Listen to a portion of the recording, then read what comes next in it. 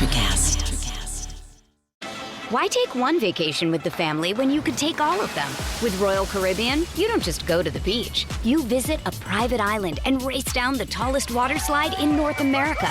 You don't just go for a road trip. You ATV and zip line through the jungle. You don't just go somewhere new. You rappel down waterfalls and discover ancient temples. Because this isn't just any vacation. This is all the vacations. Come seek the Royal Caribbean. Ships Registry, Bahamas.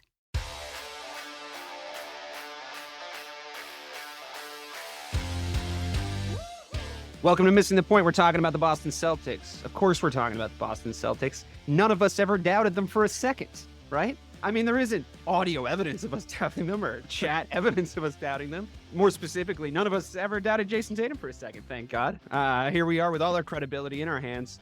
I am DK Sizzle, Dave Clarke. I'm here with Hollywood Ray Buchanan and Mike Marcangelo. Guys, we haven't spoken since that Game 7 that wasn't much of a game. As it turns out, Jayson Tatum turned on his inner Kobe and had a hell of a game. I think it's his best game as a Celtic, personally. Yes. I think that you could make an argument for that Milwaukee Game 6, where he had a shitload of fucking threes and like got forced to Game 7 and like all that stuff happened. But I think that the variety, we are going to start talking about Jayson Tatum and then we'll move into the broader implications of the next round and stuff like that. But I think the variety of things he was doing, you know, the coming off the fourth quarter that he had in Game 6, after the game that he had in Game 6, and riding that momentum into playmaking, defending, rebounding, and scoring. And scoring, he scored his first 3 when he already had something like 16, 17 points, right? So he was making moves to the basket. He was challenging guys to take him on one-on-one. He was playing really well out of the double team. It was a complete basketball performance. It was an unbelievable game. And to be quite honest, like, I think it did really shift my perspective on him because I don't think we've seen him have that game. You know, we've seen him take over in the playoffs. We've seen him take over in the regular season. Obviously, we've seen him shoot lights out, but we've never seen him take control of a game, grab the game by the scruff of its neck and take over. So, Ray, what do you think led that from Jay's performance? Was it the fact that he was going to the basket? Was it an attitude thing, or was it a combination of a lot of stuff? Like, how did he pull that performance out of himself in Game 7? I mean, I think if we're being, if we're taking the emotion out of it, I think that this is where he's been in elimination games for the most part. He's now 5-1 in Game 7s. With the only loss being to LeBron James. Yeah, so I mean, this is the way that was rookie Tatum. You know what I'm saying? So he was still the player on the floor for us. During that playoff run back in 2018. So yeah, I think it was just a mix of this is what he is. I think that his mindset going into the game once again spoke to, I think it was Cassidy Hubbarth after the game and said, "Yo, humbly, I'm one of the best players in the world." And once again, people were going crazy online saying, "Well, how he would say that? I just have a game," but obviously I love that. Really? People didn't like it was great. I loved that. Yeah, it was great. It was great. It was great. That's what I want from you. Yeah, so when you outscore the team even on a bad night, 16-13 in the fourth, you can say that. And obviously, I think it was the right answer to the question. Sure, agreed. The question was, how do you have a stinker of a fucking paraphrasing? How do you have a stinker of a fucking game and then pull out 3 fucking dagger threes in a row and outscore the 76ers? And the answer to that question is, I am one of the best basketball players in the world. Right. I believe in myself. But to close my point before you turn it over to Mike, I think that his approach to the game, like I said, is what was different. So he usually only scores at 2 levels, meaning he's either going to get a 3 or he's either going to get a layup. Game 7 was one of the rare games we've seen that he said, "I'm going to score from every level on the floor." So if the defense is giving me a dictator, I can shoot a 3, I'm going to pull up and get a 3 off the dribble. If I need to do a 1-step pull-up dribble and hit it for 15 feet, I'm going to do that. If I have Joel Embiid on me and I do a low 1-2 dribble and go by him because laterally he can't stay in front of me, I'm going to get to the cup because there's no rim protection after I get by him. So he thought through the game differently than he's ever thought, in my opinion. that's what led to that masterful performance. But yeah, attacking at all three levels is hopefully something we see of the future. Because if so, we'll be very happy come Father's Day. And Yeah. to that exact point, though, I was thinking before you asked me the same question, I would imagine. But I remember like when we were all talking in Discord, right? And it was, I think it was game 5 when it was a fast break and Jayson had Embiid. It was just him, and he stopped dead in his tracks and put up a terrible 3. Yeah. The difference in these two games is Tatum brought Embiid back to the three, like to the perimeter in game 7 and made him get his own shot. He was like, "Oh, listen, I'm not going to stop for you. I'm going to bring you to me, and I'm still going to shoot over you." It was just a level of confidence. I think that articulated it like perfectly for me. Yeah. Do I mean, this you is think what he you always knows that wanted. Embiid was gas though? He shouldn't be. I mean, if he is, that's not. Then Philly has to reevaluate, because if he's gassed by 36-year-old Al Horford for 7 games, I mean, again, I think I hate Embiid's game in the sense that I hate that he plays for the calls, but that's what the NBA is. I think he's a phenomenal. Obviously, he's MVP. He's a great player, but I mean, kudos to him though. Embiid used to get gassed in the second quarter. Like 5 years ago, he couldn't do this, and now he's going 4 quarters into game 7. Maybe he was gassed, but I think it wouldn't have mattered. Sorry if this is like blasphemy. It wouldn't have mattered if it was Shaq in his prime. Tatum was going to shoot over him. He was going to make that shot. I mean, I don't know. Like, it was a no-show performance, like officially for P in game 7. Like, I feel like if we're 76ers fans, like, we're furious, because like I was ready to be furious at Tatum if he no-showed in game 7. Like, I was very ready to be furious at him if he did that again. So, I think that like we'll come on to talk about the coaching as well, but since we're on the subject now, the 76ers, like the fact that Joel Embiid like has this really weird body language across all these series is like why it's a reflection of how we're able to win these games and these series over the last few years. Like, since they got him and we got Tatum and Brown, and the whole trust the process era has essentially been him being like either out of shape, like you said, Mike, sometimes, or kind of complaining that he doesn't have the help yet, or kind of giving up weirdly. Like that moment where PJ Tucker's like gassing him up in game 5, I think it was, where he's like, "Come on, like let's fucking go," like da da da. And maybe it was game 4, and it's like, you shouldn't need that from PJ Tucker, bro. You're the best player on the fucking field, on the court. Like, you're the guy. You should be hyping everybody else up with your play. Like, I talk a ton of shit about LeBron James. Like, I'm always the one saying like losing finals record, like fuck him, like he's terrible at fake GMing, like all this shit. Like, he's still a fucking leader on the court, like 100% of the time. Like, Steph Curry is still a leader on the court, like 100% of the time. It's been a big bone that I've picked with Tatum a lot of the time, is when he goes missing like vocally also. You got to figure that out before you figure anything else out in Philadelphia, because you can't win unless you have that grit. Like, you can't, like there's guys that have had it that didn't win shit. So it's like, well, what's the problem? Like, you got PJ Tucker next to you. Like, he's tough. You've got a good cast of characters around you. You've got James Harden. Like, I mean, is it a James Harden issue? Does he just bring that to a team, Mike? Like, you've been talking shit about James Harden in that exact context for years. Like, if he's your second best player, is that a fucking problem? But like, how many excuses are you going to make for Joel Embiid being this good and not winning? Yeah. I mean, so the problem that I have the most with James Harden is that through the course of the regular season, he gives you the illusion that he's different, and then every playoff series you realize he's the same.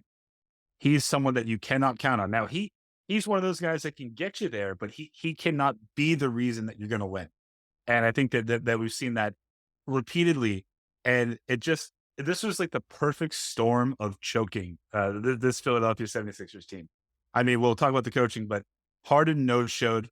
I mean, after an amazing game 1, when in reality, I think we talked about this last time, he might be better when he has to be the only guy on the court, because if he has to share, I don't know that he knows how to. Now, that pick and roll, yeah, it was great. But once he figured it out, like, you realize that he was kind of a one-trick pony. But he had nowhere else to go. Especially now. Yeah, as far as Embiid though, like, again, minus the fact that he hits the floor at a more rapid rate than Marcus Smart does. My biggest gripe with him is that you can't in a post-game press conference say that he can't do this alone when signing a max deal with that team. So, like in a negotiation, are you not going with your agent saying, I'm going to be the reason why we win a championship? That's why you signed a 4-year, 5-year, $215 million contract. All right. So if you can't do it alone, then why don't you just take $20 million less a year and get another player? The problem that the Philadelphia is in right now is that you have Embiid in I think their second highest paid player on that team. If it's not Harden, it's Tobias Harris. Like what are you doing? What are you like? And there are promising aspects of it. Like I thought Maxey, he could be a killer when he wants to be. He's right? going to be. I mean, Yeah, I said that before real. the series. His defense was trash in the final 2 games, but offensively, he has it. From a competitive standpoint, he has it. But I wanted to touch on what Dave said about the leadership aspect, right? And yes, there's players that show it in different ways. It doesn't always have to be vocal. Some people are more action led, like Kawhi Leonard is action led when he's on the court. He's not going to talk. He's just going to give you 30 when he's healthy, right? We've seen that. But far as the problem is with Embiid, right? He's not as vocal as we think he is, right? Like he's a big time troll. He will clown you to death, make jokes. He get under your skin. He's not a rah type of player. And we haven't seen him be at his best from that standpoint since he played with Jimmy Butler, right? Jimmy Butler is that guy. Jimmy Butler was really fucking stupid. Butler, Like right. if you didn't think it was stupid before, if you didn't think that was a dumb move before, look at Jimmy Butler in the Eastern Conference Finals taking a zombie Heat team to the fucking conference finals. Like for the third time in his 4 years in Miami, they have now made the conference finals. Yeah, he's that guy. So imagine that. He goes to Minnesota. They get to the postseason. Like so, wherever he goes, winning or at least competitive basketball follows, right? But once again, he holds guys accountable on the team because he wants the best out of people. And I think that's where I think Joel Embiid responded to that. I think he liked that. He said, you know what? All I gotta do is just go out here and just dominate. I don't have to talk to the guys. I don't have to pump up guys. I can just go get my 30 and 12 and go from there. And I think that's Also, why we're going. But the irritating part about Embiid is that he's very vocal in wins and he puts off all of the responsibility in losses, right? Like there is no shame in him saying after Game 7, the reason that we lost is because we just came out with no energy. We had no answer for them, and Tatum had an MJ game, but he didn't say that. He says we can't win by ourselves. All right, well, what the fuck, dude? Like, what do you want? I just not to be pedantic, but it's not really an MJ game. It's kind of a Tatum game because it's the record for scoring in a Game 7. So I think we can name the first fair. Tatum game instead of like an additional MJ game. Like, yeah, I mean, I think that's a good point. Like you can turn around and say like, look at fucking Jayson Tatum out there. Like we're a good team. Like we played well. We took 2 games off that team at home, like in Boston.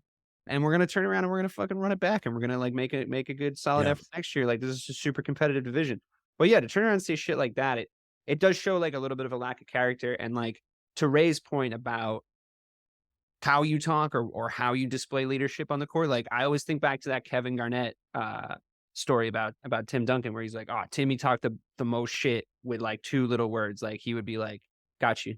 It's like, nice. Yeah, no, that's not gonna happen. Almost. Yeah. It's like nothing. Get out. That's worse though. That's like worse. That is worse. Because it's the more quietest confidence. Yeah, it's quietest confidence. Bucket, you're just like, oh, let's try you for like, what? Yeah, no, yeah. like, no, and no. Like, and I think that there's something to be said for, like, I don't want to be all kids these days about it, but it's like there's a generational thing too. So like that's a different generation. Like they were pretty fucking hardcore in that class. If you're giving it to KG regularly, like the one guy that could do it was Tim Duncan. But that Spurs team showed leadership in all the ways. Like for if you look at that Spurs dynasty, you look at how Popovich was, you look at how Tim Duncan was, you look at how Manu Ginobili was. You look at Tony Parker, like you look at these guys, they all had the different types of qualities to show leadership on the floor. So you could chop and change players around them, that core. And I think that Joel Embiid, like to your point about Jimmy Butler being there and like showing us his best, he needs to find his guys. Like he needs to find his like triumvirate. like his Yep. fucking Mark Antony, like who's your most trusted general? And it's going to be really hard to get people to buy into that if you're Right. constantly throwing people under the fucking bus, if you're Yes. constantly not Right. taking responsibility for shit. As much as we, from the fan perspective, and this is sort of our job, get mad at Jayson Tatum and Jaylen Brown and stuff like they'll probably bark at each other and they'll get in fights and whatever, but they have each other's backs. They clearly have each other's backs, like through thick and thin, Marcus, Jaylen, and Jason. And I think that the culture got us there in a lot of ways because they at least responded to that horrific Game 5 performance Yep. with back-to-back wins, to win the series. So, like, I wonder what we're talking about now, and I wonder if Doc Rivers still has a job. If the Game 7 press conference from Embiid was something along the lines of, "So what I've learned is that this team in this building could win without me. So I need to do a better job of making everyone around me better. If I can do that, we can get to the next They level." did win that fucking. Why take one vacation with the family when you could take all of them? With Royal Caribbean, you don't just go to the beach. You visit a private island and race down the tallest water slide in North America. You don't just go for a road trip. You ATV and zip line through the jungle. You don't just go somewhere new. You rappel down waterfalls and discover ancient temples. Because this isn't just any vacation. This is all the vacations. Come seek the Royal Caribbean. Ships Registry, Bahamas. Game. Let's talk about Doc Rivers now. I think obviously we all have a soft spot in our hearts for him because he was the guy in 08. Mike doesn't. He's been talking shit about. You were right in the end. Like the fact is, like, it can't be a coincidence to preside over like the most Game 7 losses, the most 3-1 comebacks, like in multiple places. When you had the best Clippers team ever, when you had the best version of Joel Embiid so far, like you have to take some responsibility as the coach. If we're going to be on Joe Mazzulla as much as we are and hold him responsible for the losses that he's actually definitely been responsible for, we have to talk a little bit about Doc Rivers. Like, if you're Philadelphia, Mike, Yep. That's not the only place you have to start over. But what do you do in the coaching position? Because obviously Doc's gone. What he looked like a perfect fit for a second before like all this sort of came true. At least to us, we were like, oh, that kind of makes sense. Yeah. He needs that veteran. He's won before. He's done this. He's done that. We were all arguing with you, but you're right in the sense that like the perfect storm of choking, like Harden, Doc, and Embiid. Like you were right when you said like they'll fuck it up. We'll come back and win this series. So if you're Philadelphia and you've trusted the process is kind of come and gone now at this point. I mean, what kind of coach are you looking for? And like, I think the fact what did Doc do wrong exactly? I thought he coached some good games that he lost. It's a weird thing. I mean, I get that it's not a coincidence, but it's a weird thing. I think that so this is a couple of things. I think that Doc is snake bitten by his past, right? It's the fact that after this series, he's 17-34 in closeout games in the playoffs. That's rough. It's terrible. That's bad. And the only reason why he still has a high profile job, in my opinion, is because of the 2018. And it's clear that the 76ers made the decision that they chose Harden over Doc. So if you're going to do that, which it feels like they're going to, then I think you have to bring in D'Antoni, because I don't think Harden ever played better than when he played under him in Houston. Like that was the most you got out of him. And I think that Doc served his purpose for Embiid because Embiid was not in shape before Doc. And I think he got Embiid as close to a winner as he possibly can. And this is not, I mean, I guess if you're the 76ers, this is a good time to get rid of Doc because there are so many recent Coach of the Year winners that are available to come in. But if they did choose Harden over Doc, which is my opinion, and I could be wrong, I think that they're going to go for someone that actually fits Harden's game better. Well, you wouldn't do that. You wouldn't build it. No, I would. James Harden right now. Fuck no. Yeah, I mean that's why I kind of give the side eye, not to I wouldn't do it. But yeah, then Tony, I mean, with all the candidates that are out there right now, like I'm like, honestly, Monty Williams would be a guy that I would look at. I like, once again, I know that him and Aiden relationship was strained in Phoenix, but I think that was just more so of, he tried to coach him up during the finals. Aiden wasn't really responsive. It was evident after a while that everyone involved and most people involved needed a, change of scenery. So I think that's what happened there. But you got Monty Williams, you got Nick Nurse, you have, I forget what's on. Oh, you have Mike Budenholzer. So there's other people that Coach Worthy have been, to the championship more recently, but, you know, honestly, and I know it's the easy and even sometimes more fun narrative, to get on Doc. And once again, there's only a couple of series where I say, okay, you know what? Like I remember the Rockets series of 2015. That's on him completely. You're up 3-1. Josh Smith goes crazy against them. I think in Game 6 out there, they lose whatever. But I think about it took a Super Saiyan performance from LeBron here in Boston, which he brought up, which I thought that was wild that that reporter brought it up. But I was waiting. I was glad that I was able to come on this tonight. It's all, but I thought that was absolutely wild. That I'm like, you really gonna sit here and ask that question? Oh, have you seen this before? You fucking thing. Of course, you've seen this before. He saw LeBron get the best game in his life in Game 6 in 2012. So of course, you've seen this before. So I think about '09 when we lost to the Magic. That was without KG, and they kept saying he was going to come back, whatever. Like, he was up 3-2. I remember Glenn Davis hit that game winner, and everyone was going crazy. Like, oh, we're gonna find a way to get this done. And then We all thought fucking KG was going to come back that year because they underplayed the right, fucking yeah, year. exactly. You know what I'm saying? So it's like, we didn't get into next year once KG got back. But He was never the same. of course, yeah, never say no facts, but I just felt like there's a few ones we could put the asterisks there. And even with this, right? Like Harden won you 2 games. I'm going back to AB for a second, not necessarily on Doc here. Harden won you game 1, he won you game 4. As the MVP, right? And I know, Mike, you had a stat about this, so I'll let you share it in a minute, but about the point differential. But, it's like, he won you game 1 and 4. He won. So it's like, at some point, you being the MVP, you got to say, okay, he got me. Like you said, Mike, he's going to get me there. Now let me bring it home. And he didn't bring it home. Yeah, right. Well, he did bring it home. He just, it wasn't home for game 1. To stick with the Doc thing, though, I mean, a DK, right? When you think about the fact that Doc is 17 and 34 total in closeout games, Mm. 25% of those victories came in the 08, 09, in the 07, 08 season. The Hawks, like that entire run. Yeah, I mean, okay, but I would argue that that's the best team he's ever coached. Yeah. And I think a lot of coaches have records. I don't hold a lot of I their, don't a lot hold of the their 09 wins. Yeah, but like that 07, 08 team is the best team he's ever coached. He had Paul Pierce, Ray Allen, and an emerging Rajon Rondo, and the best version of Kevin Garnett. Still, I think that a lot of coaches probably have records that most of their wins came from the best team they ever coached. Like, I mean, that's fair enough. Well, I would just say that the most damning part about the Doc Rivers thing, and we can move on from it if you want, is the fact that Doc chose to leave here and opted out of his contract, asked to be traded because he didn't want to be part of a rebuild. And he has never since then been further than the Celtics when the Celtics made playoffs.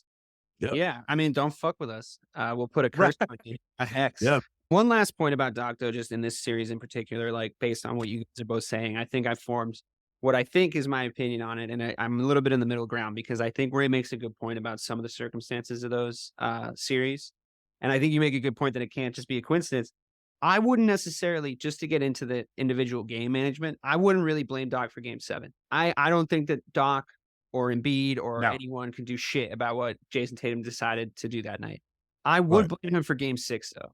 I think that your responsibility, I think he would blame himself for Game 6, to be honest with you. I don't think this would be news to him. I think that your responsibility when you can have a closeout game against potentially the best team you're going to play in the entire Eastern Conference Finals, and their backs against the wall, you got to put your they didn't step on our neck. They could have. There was moments in Game 6 where I was like, oh my fucking God. But the Sixers did us like a lot of favors by being sloppy. They did us a lot of favors by, Harden.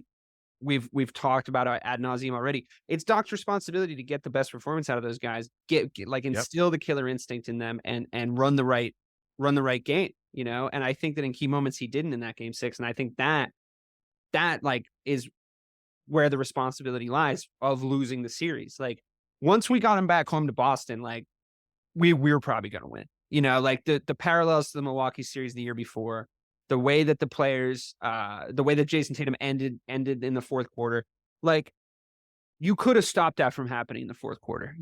Doc could have drawn up a defensive game plan to not, because they were still doubling Tatum at the end of the fourth, at the start of the fourth quarter.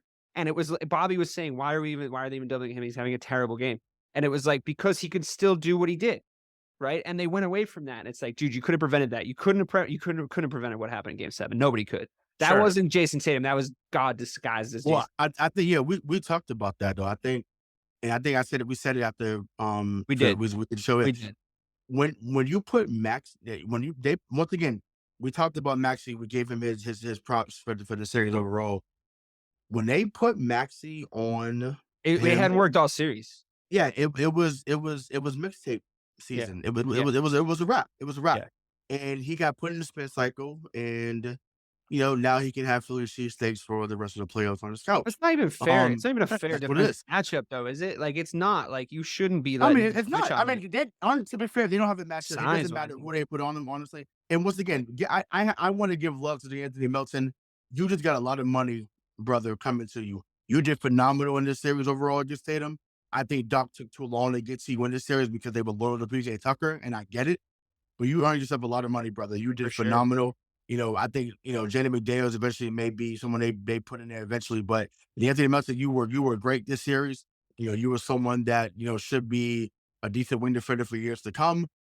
So yeah, he brought it. He gave them to them, excuse me, what they needed. So I was pleased with his play, but I'm just glad that we don't have to see him.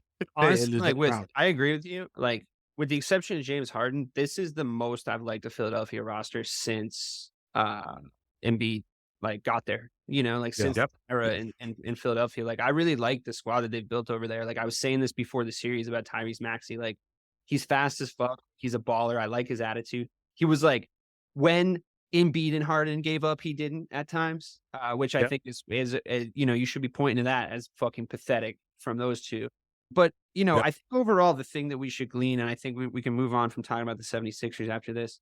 The thing that we should glean is Ray's point. It's Joel Embiid is a really accurate reflection of the next best guy that he's playing with. And I think that we've learned that about him over the years. And I think and I mean that in attitude and in emotions and in play. And if you put James Harden next to him, you're going to get that kind of shit from Joel Embiid, I think. If you put Jimmy Butler next to him, you're going to get that kind of shit from him, I think. So moving forward, I mean, I like the Philadelphia-Boston rivalry, not just because we usually win. I like the rivalry as the most historic Eastern Conference rivalry. I like it as it's like when the Lakers are good too. It's like, the old guard are good. I don't want to hear shit from like fucking Indiana Pacers fans for the most part. It's like, you're not in this conversation. The Lakers, the 76ers, the Miami Heat. These are teams that I like having around. It's good when they're good. It's competitive. And on that note, we will be facing Jimmy Butler and the Miami Heat in the next round. Mike, your albatross, your bugaboo team, the team that you hate playing the most for good reason. I mean, before we played them in the bubble, you were very vocal about the fact that Spoelstra is an underrated coach. I agree with you. You were very vocal about the fact that their defense is really intense, and that's had us fold in the past. That's, I think, what's getting them there right now, or what's gotten them to where they are right now. That zone that they play, I mean, Philadelphia kept fucking it up, but they still look like it was going to work against us at times. And the Hawks did it to us a couple times in that Hawks series. And they do run a great zone because they have smart players in their team, and they have Jimmy Butler. And they were one shot away from beating us last year, essentially. So we didn't expect the Heat to make it this far, but let me ask you a question before you go off about the Miami Heat, Mike. Are you more upset that it's not the Bucks? Like, would you have rathered the Bucks? I would not have rathered the Bucks personally. So the reason why I would rather the Bucks than the Heat is because of I think that the Bucks with Middleton and Giannis, we saw our ability to cover up or to at least delay Giannis last year with the combination of Grant Williams and even Horford. My thing about the Heat is that on paper they shouldn't beat you. They have no reason to beat the Celtics, and they have that thing that we've always questioned some of the Celtics players are having. They will outgrit you. They will. They at times they act tougher than you, and I think it's a big plus that Tyler Hero's not playing, but Spoelstra, he's A My way big better concern coach than for Joe Mazzulla. A way better coach than Joe DK, Mazzulla. you're a way better coach than fucking Joe Mazzulla, right? Well, But yeah. the thing about this is that he will make not just in game adjustments, but in quarter adjustments that I don't trust Joe to react to properly. Now, if he did talk about, and Mazzulla did today in one of his interviews, talking about you need to be able to adapt on the fly, and then all like connectivity and all that stupid shit. But here's why I'm concerned most about the Heat. We are we're 10-7 against the Heat since 2018, 2019. We're 9-11 against the Heat in conference finals games in the last 3 conference final series we played them. Now, that does include 2012. So if you want to strip that away, that's fine. But we have a losing record against in the playoffs. That they just are gritty. And listen, if this is the Tatum that comes out, fine. Then I'll gladly pay you $50 Monopoly money because it could be 4 or 5 games. But I do think that this is where the coaching will matter the most, and Spoelstra doesn't choke. He just doesn't. Yeah, I mean, okay. I take your point. Just to Here we rebut, go. just to rebut a couple things. My big worry is Joe Mazzulla again. I think that Spoelstra is going to do shit to make him look stupid. It's going to be a lot worse than it was in the last 2 series. I think that the fact that we don't really run plays from timeouts, like proper coach drawn up plays, like Hoosiers plays, is going to be disastrous against the Miami Heat. I think we're going to have a lot of. I hope we're not in positions to need buckets or need to stop buckets out of timeouts in crunch time in the fourth quarter, because Spoelstra's way, way better at that, and we're not that good at that.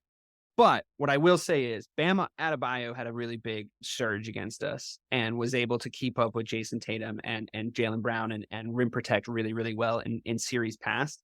I think the emergence of Rob Williams, and if you can just get them to play one-on-one more, that's just not going to happen. I think that Joe's game plan should be to just get everybody one-on-one. Like, we are more talented than them. You know, I don't need Joe to overthink this. I need him to make almost kind of go back to what he was doing that was losing us a little bit of momentum in the Sixers series. It's like Jayson Tatum can take Jimmy Butler on. Like, he'll win some, he'll lose some, but he'll win overall. Like, Jaylen Brown can take him on. Like, they can go against these guys one-on-one. Adebayo, we can throw Al Horford at him, or we could throw Rob Williams at him, or sometimes we could throw Jayson Tatum at him. We'll see like what kind of defense he's playing. He's pretty long. I just think we are more talented than them at every single position, like 1 through 8, right? You have to fuck this up. You have to fuck this up monumentally, because we're way fucking better than the Miami Heat. So if the intangibles you're talking about are true, we're not going to be able to like quite put our finger on it, but Jesus fucking Christ, like, we are so much better than them. Like, Ray, am I wrong? Am I crazy? Like, you would rather see these guys than the Bucks, right?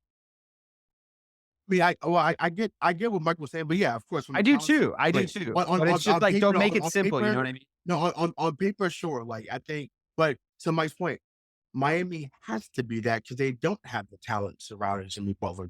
They have to play that hard, otherwise they're gonna get smoked. So, and once again, grit and grind and like plays from the heart, like that can't be taught. It's either you have it or you don't, right? And thankfully, you know, they're a team that has it, and it's made them successful this far. But Joe has made the biggest adjustment already. As soon as and once again, you know, Dave didn't want to give his victory lap, but I'll give the victory lap for him. Dave's been screaming on this show, not literally, but he's been screaming on this show Screamed a couple times. But been saying, hey, play this man 30 minutes or more. And guess what? The moment you did, they scored 86 in game 6. Yeah. They scored 88 in game 7. What do you know? And Philly is way better than Miami offensively. Way better. Yes. So just imagine, so that adjustment part was made. And yes, there's going to be certain plays. Once again, Miami's going to run mostly zone. That's just what they do. It fucks with us too. And but shout out to this guy. I think his name is Tomas Torres. He's the best video person for the Celtics. He puts stuff out there. His highlights are incredible. And I watched some of the best highlights against the Heat this season. Like, when they have somebody that's in the middle, so we talk about adjustments, that's where we're at right now. Have somebody in the middle and have somebody hold the corner. So whether that's Hauser, that's Grant, whether that's Payne Pritchard, whatever it may be, hold the corners so they have to build out. They cannot cave in. They have to build out because Make they have holes in the certain shot. zone. You got to Yeah, make and holes in the then zone. you could just go attack. And once again, you either get a foul or you get to get shot at the rim. Like there's ways to break that down. The reason why the Miami Heat is so successful is because most teams are not disciplined enough to do it time and time again against them. If you're disciplined enough, then you're going to beat them. But if you're not disciplined, they're banking because they're going to be disciplined. Suppose got them, they locked in. They're going to be there. They're banking on you not being as focused as them, which is why they usually capitalize. So I beg, I implore, I plead, whatever word you want to use. Please play with discipline, play with pace. Because if you do, then yes, it won't go 7 like it did last year. But the only way it goes 7 is if you don't take things seriously in certain games, and then they do. But that's You know, simple though, right? Like what I'm saying is Right. like that's simple. Like Joe can manage this because it's a simple plan of attack that's you see there's tape on working. Like get to your spots, make your high percentage jump shots. Jaylen Brown, if you're in your spot at either elbow and you want to pull up and shoot, you have the green light. Like because he's going to get space in those spots. You know what I mean? Like especially like if you say, Ray, you're pulling guys around, you're moving guys around. If Sam Hauser starts hitting threes, they can't live with that in that system. You know what I mean? Like they can't. No. Or fuck it, just like you say, Peyton Pritchard or something. Have fucking Jayson Tatum stand over there. Just have fucking Jayson Tatum stand over there. Everyone else can run around, and it's like he'll just start fucking hitting those, and then you start moving. Rob in that floating free safety position. The thing they were having Rob do in the Sixers series, which I liked, other people on other podcasts that I listened to didn't, was like catch the ball when he was going towards the basket. Right? That's like hasn't been part of his game like at all. But he did a good job of like catching it towards the basket. They have to react to him because of his size, because if he gets the basket, he's just going to dunk it. He goes towards the basket and then bam, people are cutting.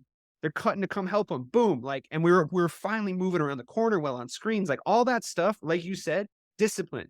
Like just keep playing your game. Don't let them switch. Like, and they're not going to try to switch you in that zone. I get, but it's a different thing that kills us. Who would guard Jaylen, Mike? Well, right? It has to be. Who's going to guard Tatum? Right. That's what I'm saying. So that's the listen. I say this. I'm not worried about them offensive. I say this all the time. You're not telling me that either Gabe Vincent or Max Strus is going to guard Jayson Tatum consistently. 0% chance. They're not, once again, maybe for 1 or 2 possessions that unless he plays into their zone, though. You know what I mean? Like right, exactly. He's been guilty. But force them into man. If you're getting open shots and it's like, oh, now we got to adjust because it's like they're making every fucking thing. There's no way. Listen. That's what I'm saying. That was my point. Just get him one-on-one. I love Kevin Love. He's going to look so slow against us. It's going to be absolutely hilarious. How slow? I think Al's going to go to work. It's going to be bad. Once again, it's going to go to work against them in most cases. Look at how. By the way, just one thing we didn't actually do. Al Horford, like round of applause for how he played with Joel Embiid. Like honestly, phenomenal. Like probably the third or fourth reason why we won that series. Like it's just remember though, impressive. Yeah. Philly did pay him $100 million just so that he couldn't do what he did in that series. Right. Yeah. That's why. So thank you. Thank you. To the management over there. But yeah. but to your overall point about Miami and discipline, I would argue that last year that was the most disciplined Celtics team that we had seen probably since Doc. Right? Yes. Can we agree on that? Yeah. And Miami defensively for sure. Yeah. And Miami still took us 7. So there isn't there, and so that worries. Well, they know showed game 3 here. That's why. Yeah, they're good. They're going to they're going to no show a game. The Celtics will do that. Can I make one point though that did the big difference? I think that's going to be between last year and this year. Malcolm Brogdon. Like, you can make a point about Derek White. You can make a point about different guys that have sort of come through on this team. How many minutes Grant Williams had to play for us last year, and how little minutes he's really going to need to play if you think about it in the series, because like he's just we've been better. I want to get to that because I disagree with that. Well, you said he was going to play a lot against Philly though, and I did, but I think but finish your point though. My point is I think Malcolm Brogdon is such a good zone breaker because of the way that he moves inside, like the way when he's playing his game and he's playing that serpentine sort of dribbling style, where he's dangerous to pull up from 3, he's dangerous to pull up from 2, he's dangerous with a floater. He can go directly to the rack. He doesn't get sped up. He can really pull guys out of their zone positions and then kick it back out to the perimeter to that Sam Hauser or Peyton Pritchard that you're talking about, Ray. And they're going to have to start chasing him around. Derek White can also do the same thing, but for some reason, Joe Mazzulla has like destroyed his confidence by not giving him enough minutes. But the way Malcolm Brogdon played in the last series, if he can keep that momentum going, that's a real zone breaking maneuver. But I want to hear your disagreement on Grant Williams. I'm curious. My only reason, or not even only reason, but the main reason why I think that he and Hauser and Pritchard need to see time in this series is for the pure fact of like, yo, you need to lessen the minutes. And one thing, I'm not saying guys need to get down to 32 minutes. That's not what I'm saying. The sweet spot to me is 39, 40 minutes. And once again, they got Duncan Robinson on that side. You're not telling me that Hauser can match what Robinson's doing. He can run him around. And I think Payne Pritchard would be a nice change of pace to hassle Kyle Lowry when he's out there, to hassle Gabe Vincent when he's out there. You don't think Moose for that, especially if they have Kevin Love on the floor and we're not like super worried about. Yeah, and honestly, I mean, Grant, but even Grant at this stage too. He can at this point in Kevin Love's career, yeah, Grant can guard him for this is not prime Kevin Love with him going to work like that. So I just think that even once again, I'm not looking for 15 to 20 minutes, but 8 to 12 minutes up there, I think it's very suitable. And once again, if only 4 or 5 of those minutes come during like real playing time and the other part is coming when it's a blowout win, then by all means, I'm cool with that. I just think just the style of play. And once again, from the videos I saw earlier, Grant actually played very well against the Heat. I'm almost positive they're going to say, you know what? At the moment you're out there, do not move from the corner. Because the moment that Grant was in the corner, he damn near knocked down every 3. He could be that guy. I don't mind that. Don't leave the corner. Yeah, I mean, on offense anyway. Don't leave the if corner. all he's doing is shooting open threes, like I'm with a lot of guys. Yeah, so I think that's my only reason. Otherwise, other than that, like, I feel like. But my issue with Grant isn't when he like lets the game come to him, plays the game, and follows instructions. My issue with Grant is when the game's about Grant Williams all of a sudden, and when the 11th best player on your team is like, and the game's about him, and Draymond Green is making him his bitch. Every second he guarded Joel Embiid, there wasn't many of them because of this, but every second he guarded Joel Embiid in the last series was a fucking disaster. Like there was none of that. Like, oh, he can look what he can do to Giannis. He can sort of slow him down. Yeah. He was just like they let him play. They let him play against Giannis. They don't let him play against Embiid. No, that was different. That was a difference. But he was sending Joel Embiid to the line every single time. It was. I know they let him play. Him out of there. Yeah, no, sure. But it's But I just like, that's the problem. What I don't want to see is I don't want to see a guy like you're talking about discipline. And to me, discipline and Grant Williams, like their Venn diagram of those two things are 2 circles. Like I don't like I want Marcus to be more disciplined because he's been sloppy to me like this playoffs, like sloppier than email at him. But he still contributes enough that it's like, all right, well, we'll still take you out there. Like, you know, obviously you're one of our best players. I think Grant Williams, like discipline wise, yes. If he wants to be that dude, if all the people you just named, of all the people that we just named, if he's the guy that's standing in the corner and he's hitting those open threes, great. I'm good. Those 3 points count the same. Those checks cash the same, whether Grant Williams shoots them or fucking Peyton Pritchard shoots them or whatever.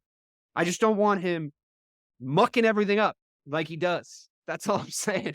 Yeah, mucking everything up. It's a different, as I said, it's a different type of dynamic that might be great. So you're not going to see Bam on the block. That's not his game. He's a mid post. Yeah, I'm going to pass out the post. I'm going to run. I'm going to run to the rim. That's the type of game, which I think that suits Grant Williams better for him being on defense. Once again, but Rob in that floating free safety rule, I think he could make Bam out of his life a fucking living hell. Like honestly, because all he has to do is wait for Bam to take the kind of shot that Bam takes and just swat them out of the fucking area. That's exactly what it should be. So he should be licking his lips for this series, to be honest. No, facts. But I'm just looking for 8 to 12 minutes for those guys to say, I think Hauser. Fair enough. Yeah, so 8 to 12 minutes. Once again, it's mainly just to get guys enough rest so they can come back in the fourth quarter when it's close, because it's going to be close. Yeah. Just to say, okay, here you go at the 10-minute mark. I got you back in there. We don't need to slim down to a 7-man rotation like we did against Philly. Right. Nope. Because we had to. It's not going to work. We fucking had to do that. Like we needed our best players because we were fucking hemorrhaging games at home, and we needed to we had our backs against the wall. I agree with you there. I think Yeah. we've come to a compromise. You want Grant Williams to play, and we can move on from him. But you want Grant Williams to be Grant Williams, and so do I. But I don't know if Grant Williams wants that. We'll see how it goes. Mike, if is anything we're saying swaying you in any sort of direction about like the talent levels? I mean, I know that Listen, it's a blank canvas right now, but come on, you know how much better we are than this team. we are the most talented team in this series for sure. The thing that should worry everybody is that when we come up against a team that outgrits us and outworks us, it takes us longer to beat them or we lose. Like But that's we can just at it. least point to that game 6 now, right? Yes. You can at least point to Well, that Marcus Smart saying, like, "We need to go out there and fucking bleed. Let's do this shit." And then yes. going and snatching the ball and, like, jumping after shit. I still question some of his shot decision making, but, you know, we can point to that now, that they can do it. There was a worry Yes. that they Listen, can't do it at all anymore, you know, like, leading into that game, so the thing I find solace in is that if Jimmy Butler doesn't have a good night, that he can't win. sure. Like that was not the same in this last series. Like you could have Embiid have an off night, but if Harden picked it up or Maxey picked it up, like you're still gonna have you're still gonna have trouble. I think that the talent is like the disparity is great, and we have far more. I do think there's going to be one of these games where the Celtics, they think that they're better because they are more talented and they get punched in the face, and it might be game one, might be game three, but in no way, shape, or this should not go 6 games. This should be over in 5. Yeah. Like it, and like we should have had the Hawks series over in 4. We should have had Right. the Philly series over in 5. Right. We're doing the thing that we saw happen last year, where we're extending the minutes for Horford, Tatum, and Brown. I think that I think the Celtics are gonna get to the finals, but I think we're gonna find ourselves in the same situation where they're gassed, and I don't want that. Yeah. Yeah. You know, on that note, and I just want to preface this by saying I'm in no way looking past the Miami Heat.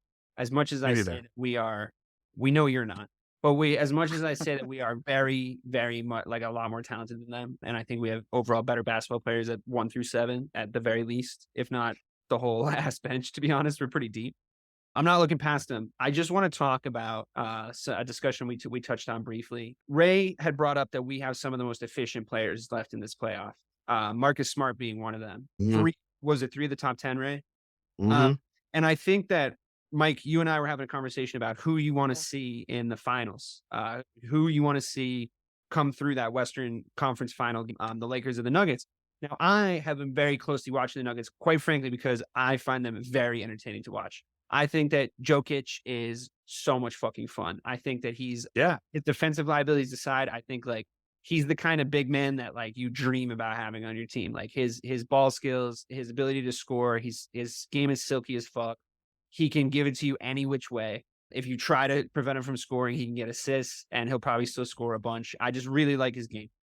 And I've been really worried about facing the Nuggets in the finals because they have a really talented squad, in my opinion, centered around who I think should have been the MVP this year. And probably one of those, like, probably should be the MVP like almost every year, but like it gets boring. So you start picking other people like LeBron would have had like a 10-year MVP streak if we're calling it fair. Right. So Yep. as much as that like is very, kind of hypothetical and anecdotal, I'm really scared of Jokic. But when Ray pointed that out, I started looking at the team stats between us and the Nuggets. And honestly, we're quite comparable. We do a lot of the same stuff. The only thing that they don't do that we do is they don't shoot as many threes as we do. But we shoot threes at a pretty high efficiency despite that game 5. So in looking at that and looking at how efficient Marcus Smart even is, with the eye test, this game has been a little sloppy. Obviously, the other two are Jaylen Brown, Jayson Tatum. But the efficient ratings, if they can keep that kind of stuff up against the Nuggets, and to your point, Mike, and we will talk about a Lakers scenario as well. But to your point, I guess maybe you're right. Maybe I shouldn't have been worried, especially with their defensive frailties. Like maybe we do match up well against them. I was a little bit worried about how they cooked us in the regular season. I was a little bit worried about how good they've looked in this playoffs, about how they were able to do that to Devin Booker and Kevin Durant, 2 high scoring guys like we have. But is that your dream matchup? Would you rather play that on the Lakers?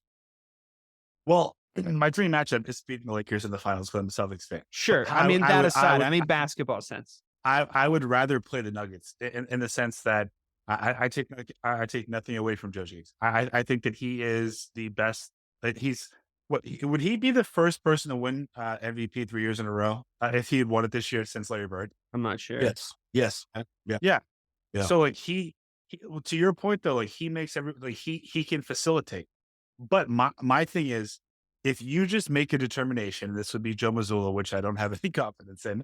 But if you just make a determination, like listen, if he's going to score, let him score, but do not let him facilitate. You can beat them, and they are. I, I think I said to you before that the 28th team defensively in the NBA. Like Mhm. the Celtics have not lost a game this season when they shoot over 40% from three.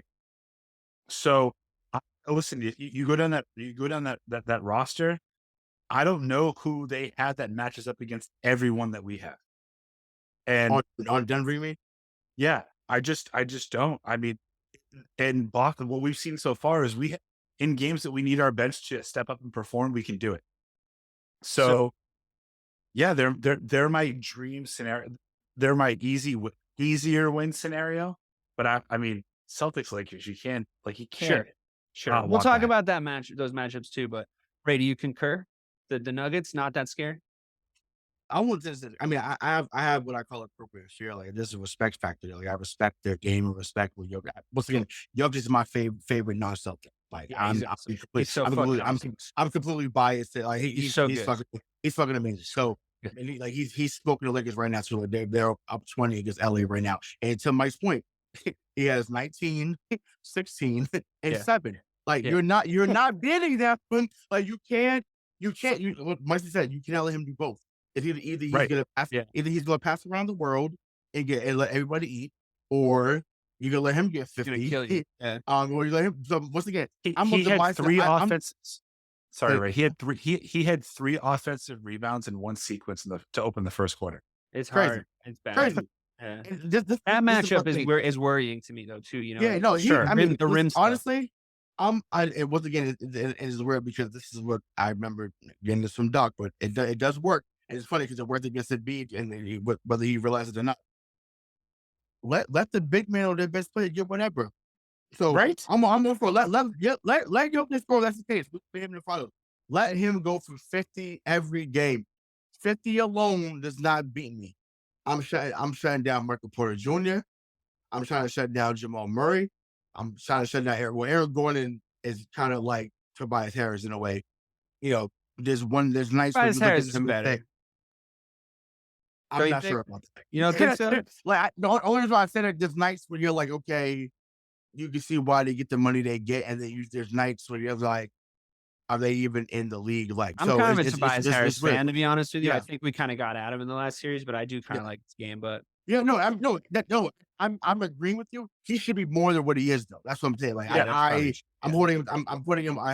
Give him a higher standard. But no, I just think that's where that's at. But yeah, no, I would. I don't want to play in the altitude. That's the thing. So when it becomes a track meet and you're trying to run back and forth, and they do have KCP. They do have Bruce Brown, who's a Boston native. Like they got some guys that can defend the wing position if that moment does happen. But the scenario for me will always be a Celtics Lakers. I'm always going to take that. Right. We were robbed. We were robbed of 3 straight LA Boston finals when we were in high school and Yeah. college. Like I want that moment. plus LeBron, I mean, like plus Yeah. LeBron, like Plus we LeBron. have a very special connection to playing LeBron in high stakes games. Also, to me, still, I mean, with everything you guys are saying about the Nuggets, I feel a little bit better. But we ran the Lakers in the regular season. Like that's how we beat them. Like we ran them, and AD was cooked by the end of a regular season game against us. Now I understand it's the playoffs and like it's a different scenario. That was that was before the trade deadline, right? That's Yeah, before they're- their team they're decided much that they better. were- I understand that that's like a different story. But they have a guy who's been very injury riddled in recent memory, and they have, as much as he's still very good and performing at a very high level, a 38-year-old LeBron James.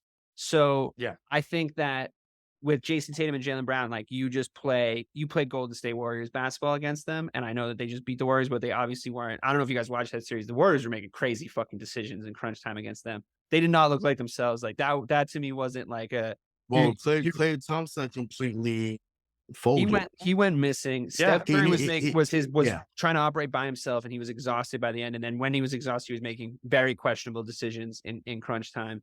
I think that Jordan Poole, the whole thing is a joke. well, I just think he just disappeared. But like, all the shit that happened in the preseason with them, it's like, fuck, man, I don't know how you were supposed to really dig deep to find what you needed to find against the Lakers. But I also was saying that whoever came out of that series was going to get pantsed by Denver. So, maybe Celtics Lakers is the dream, but I'm still pretty sure they're going to get fucking waxed by Denver in this series. Like, really. Right. So, but if you DK, like I think honestly, if you just take a deep breath and look at the potential series, right? If the Celtics actually make the commitment to say we're going to let the Joker shoot and score 60, but what we're not going to, Joe Mazzulla is going to show that high level of coaching basketball. Yeah, he's going to. The intentions are going to be great, but if Porter Jr., Murray, Caldwell, and fucking Brown, if Joker puts up 60, if they only account for 30 extra points, we're going to win. We're going to win. Like, just lock everybody else down. I think our roster is a little bit better than you're giving them credit for, but just another update around the topic. So Denver's up 90-70, and the 6 minutes left in the third. Our guy Jokic is 9 of 12 from the field. 1 3 made, 4-4 from the line. He now has 23, 17, and 11. Here's the thing: with 6 minutes left in the third. Yeah, and look, we still have to get past the Miami Heat. A gritty and technically proficient Miami Heat team. But I'm going to say this now, and I'm going to say it if we do get to a position where we're playing the Nuggets, they get past the Lakers, which they will. We cannot take defensive games off against them. Like, if you look at every single one of their games across the playoffs, it's like 125, 126, 120. Like, they so rarely don't score a shitload of points. Obviously, Jokic is a big part of that, but like, you have to. It's the finals. You have to go and fucking play that level, that game 6 level of defense for the entirety. Because if we get into a shootout with them, it's not going to be good, man. It's not going to be good. They're too consistently good at scoring every single. They're going to get 130 tonight. It sounds like, if they already have 90 across 3 fucking quarters, so they're going to get a fucking 130 tonight or some shit. So I'm just saying. I mean, obviously, like, there's still time left in the third quarter, but the most damning part of that stat line of the 23, 17, and 11 is the 11. If the Celtics can mitigate the 11, there's 22 points that they're not going to score. Now, obviously, like, you're not going to keep them under that, but again, if you commit to the fact that only he can beat you, and I think that what we've seen in Game 6 and Game 7 is, for short spurts, they can commit to it. Yeah. They can do it.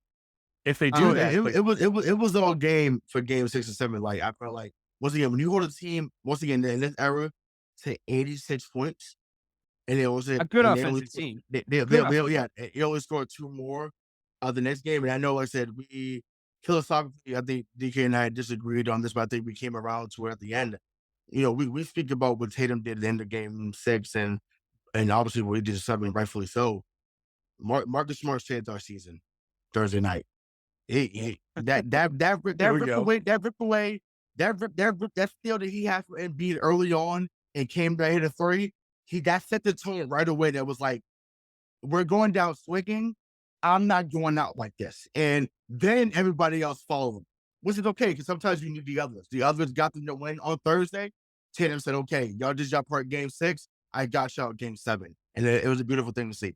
I agree. I mean, it did worry me. Obviously, this worry is gone now with that performance in Game 7. It did worry me that Marcus Smart is the one setting the tone in that situation. Like, I don't love that falls to the third guy in those situations. Maybe Jaylen Brown isn't necessarily that dude in that sense. That's fine. Yeah. But I need Jayson Tatum to figure out, like we were talking about at the start of the show, I need Jayson Tatum to figure out how to pull that performance out of himself, or something similar when their backs are like against the wall the first time in Game 6, right? So, yes, I do agree with you in retrospect. We did a show right after the game where I was a little mad at Marcus for some of his decision making, but obviously the emotions are high, and in the subsequent days, I have realized he did play a great game. I think I think you felt it in, but like you said, you were pissed. So you felt it in. You knew it then. It wasn't like I was also furious in general. You was just like, no, it was okay, but that's fair enough. I mean, he did though. He did, and he did have a great game, and I do agree with you that he was like an integral part of us winning that series. But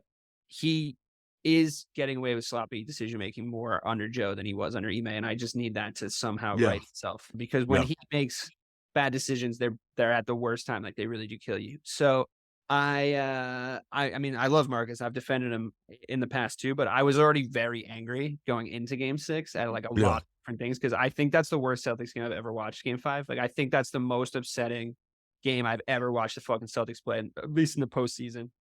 Celtics Lakers, I think obviously you gotta hope for that, right? Like, because it's the history. Because I think they're beatable by the squad that we have. Jayson Tatum revenge game, like hit the fucking 3 in LeBron's face like he did to you in Game 7 of the Eastern Conference Finals. Fucking dunk on him again. Don't poke the bear though. That was kind of the mistake, and that's I don't know if you remember, but yeah, that would be cool. I would be worried about Anthony Davis getting whatever he wanted on us, but like the Al Horford factor, could he grit out a defensive performance against AD the same way he did against Embiid? I think he could, especially if you give him help. Two bigs, always an option. All right, guys. Well, that was fun. We will, of course, talk throughout the Miami series as we move forward in the playoffs. I overall, consensus-wise, do feel better about the Celtics than I did at some points in the Sixers series and even the Hawks series, because they haven't really looked great, like, to be honest with you, up until that kind of end of Game 6 and then Game 7. It's like, all right, we can do it. So let me get Heat series predictions from you guys just so we can lock it in. I'm saying Celtics in 4. Ray? Once again, I just don't trust that they'll be locked in every game. I'm going season 7 though. Celtics to 7. 7 again, huh? Mike? Yep. Celtics 6. Wow. I didn't expect it to go like that. Me and Mike actually have a bet of $100,000 to see how many games this goes. If it goes 4 or 5, I win. 6 or 7, Mike wins. But you said 6. Right. That's surprising. I thought you would have immediately said 7. Ray said 7. Ray is probably right. Okay. For myself, I'm already pre-mad. I'm pre-mad. Right, yeah. You know, That's what I said. I'm taking out the and I already know I said more frustration is gonna come. So it's going 7. I think it's funny though that like last year, something about last year's team and their sort of plucky underdogness like made me and Bobby be very like vocally in support of them. But like the way that they play now and the shit that they do annoys me so much. I'm almost worse than you, I think, at this point. Like, I think there's moments where you're like, all right, man, ease up on them. And which, like, last year you were like, this team is pathetic. They should all be lined up against the wall and shot. And it was like, and this year I'm just like, burn the garden down. Like, someone has to play the part, right? Mike, analytical and statistical as always. Thanks for keeping a love. All right, guys. It's been a wonderful show as always. I'm really excited about this upcoming series. I'm excited about being right about the Nuggets waxing the Lakers. I'm excited to be on this podcast with you. For myself, DK Sizzle, for Rayshawn Buchanan, for Mike Marcangelo, and for all the Missing the Point family. Go see.